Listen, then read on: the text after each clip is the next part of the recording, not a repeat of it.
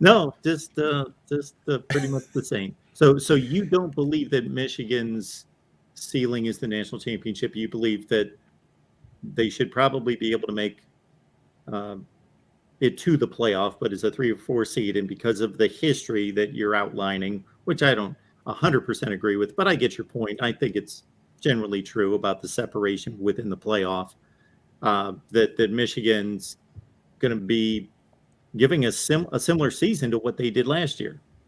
Yeah, absolutely. I mean, like, no, I mean, I just view that number one seed, like the team that wins the national title every year. It's really the have and have nots, and I don't believe there's any team in the history of the college football playoff where you looked at the national champion and you didn't say, you know what, yeah, they were heads and shoulders. They were clearly the best team, right? Like I don't think there were any upsets in a college football playoff, right?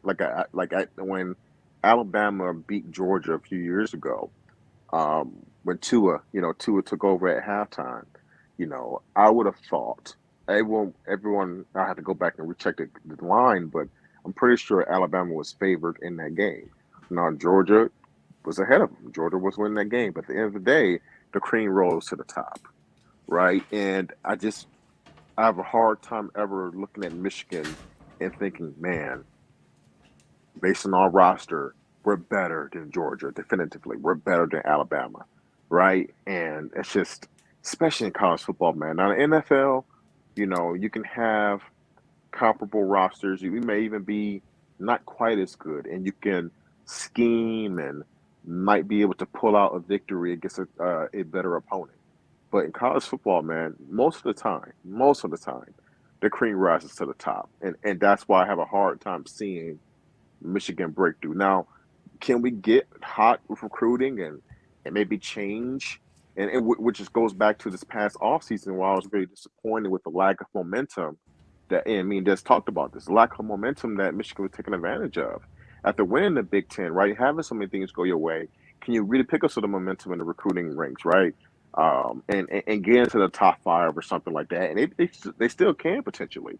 That's why it was disappointing to see them lose out on guys like CJ Carr, where it's like, man, like here's another 5-star kid. Yeah, we got JJ, but we need to be able to reload because we're trying to take a step forward.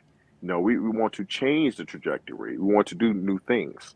And that's just kind of how I look at it, You get stuck in these cycles of great, really good, and then solid programs. And it's really hard to go from one level to the other.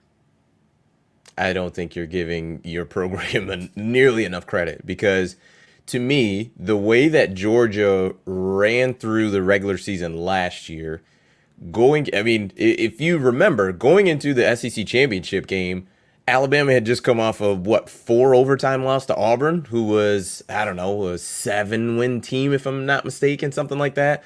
I mean, Alabama should have lost that game.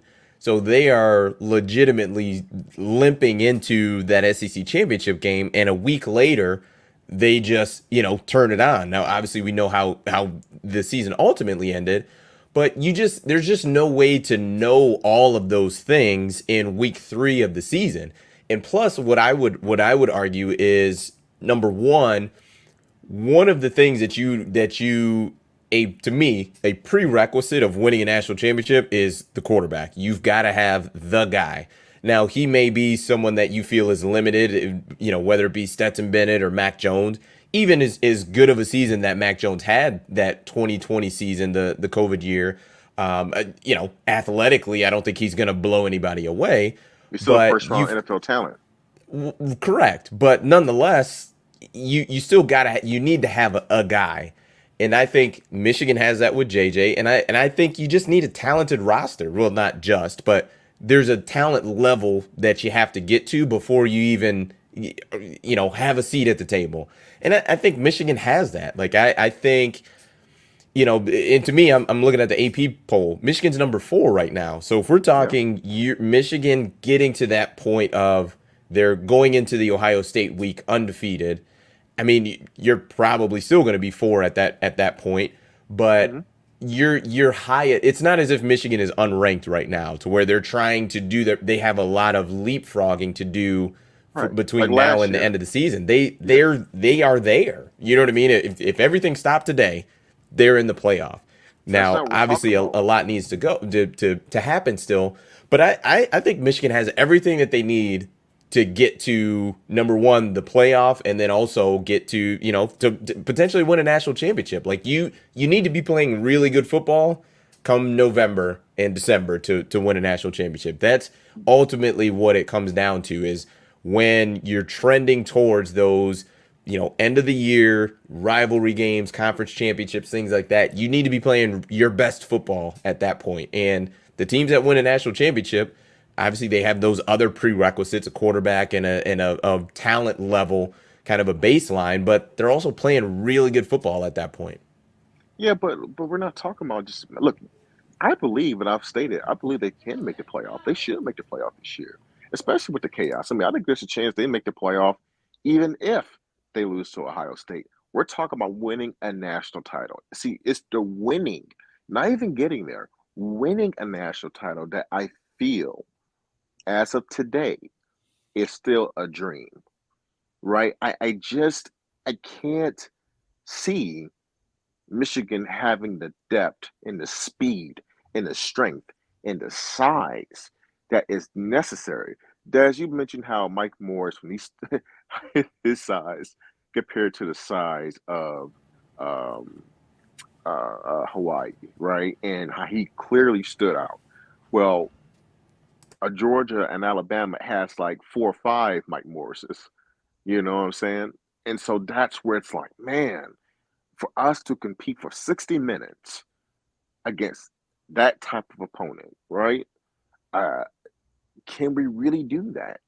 Like, can we really do that But without being I perfect? still would push back on that because I would make an argument that for in the SEC championship, Alabama against Georgia, if you take away those big plays, the big double move to Jamison Williams, that was a touchdown, and they had another big play, and I'm forgetting it now. But if you take those away, I mean, it's a much closer game than what the final score would say. I mean, it still Alabama won the game. They beat him soundly, but I would argue it's yes, it is a 60-minute football game, but it's also you it's not necessarily like it's big plays. That's what I would make an argument of. It's big plays, and I think you've got a quarterback to make them. You've got the receiving core to make them, and defensively, you have the defense and the defenders to stop them and or limit them. How about that? Because it nowadays with college football, it's you just can't stop anybody really. It's just limiting them the as Well, much you as can you stop can. Iowa. You can stop So, Iowa. You know, well, there. Okay, you're going to see Iowa in the college football playoff to no, get to the I'm just national saying, like, you championship. can't stop anybody. You can Right. stop Iowa. You can't Well, stop Well, Iowa. Iowa stops themselves, I would argue, exactly. but It's not anyone stopping Iowa. It's they're the but common I think Michigan's I think they have the formula, the blueprint. Like it may not be it may not look exactly the same, but I mean, I would argue too, like that LSU defense with, the year 2019 with Joe Burrow. That wasn't an elite defense. They played very well at times, But hold on a but they second, just Des. went out and outscored people. But they haven't. They hadn't historically. They, oh, sorry, guys. Oh, You do what you need to do, man. Yep. Yeah, but you're going to tell me they had a historical, offense, and I agree with that. But in the first 2 weeks of the season, they didn't look very historical. They looked really impressive, but I think they beat Texas. What was that, 35-28, something like that? That was a close game. Like that wasn't. Yeah. Yeah, it might have been a little bit wrong, but I mean, it wasn't. They didn't drop 60 on Texas. They dropped 60 on Oklahoma at halftime in the playoff. So but that's exactly my argument, though. You've got to play your best ball in November and December, and that's what they did. They had the Alabama game. I think that might have been October, but nonetheless, once we got down the stretch with that LSU team, I mean, people were looking at it like. Yeah, I mean, this offense, Joe Burrow, I mean, he was the talk of the town, running away with the Heisman. I mean, that's legitimately it. That's what you need to happen. And you can make an argument that I don't think JJ's any less talented than Joe Burrow is. You may say the intangibles, things like that Joe Burrow has that was truly, truly special. But JJ's no less talented than Joe Burrow is. No. Yeah, I would agree with that. But I was processing exactly what just came out of your mouth right at the end. Just Joe Burrow and other guys that we could think of, Deshaun Watson, having intangibles that match the elite talent.